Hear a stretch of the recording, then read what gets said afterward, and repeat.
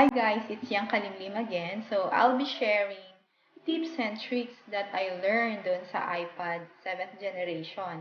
First is yung pag-search.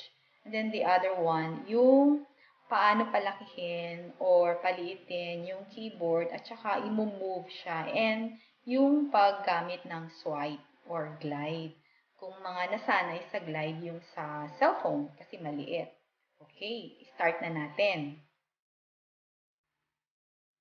Hello, I will share naman sa inyo yung tricks and tips that I learned dito sa iPad 7th generation. So, this is the common, di ba? Pag nasa taas, yun yung mga notification.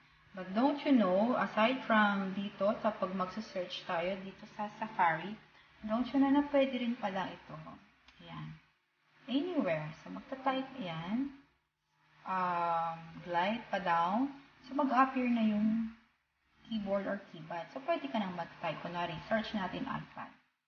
So, pwede ka nang mag-search. Ngayon, susunod naman, paano natin paliliitin yung itong keypad or keyboard. So, 2 fingers lang po. Yan. There. So, lumit na siya. So, you can type again. iPad. Okay.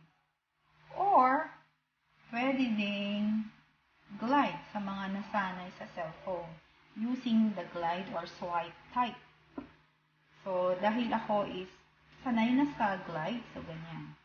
Ngayon, paano naman natin i-move yung ito? Syempre, baka naman may ginagawa tayo dito or we want to move yung itong keyboard or keypad, di ba? Paano natin i-move?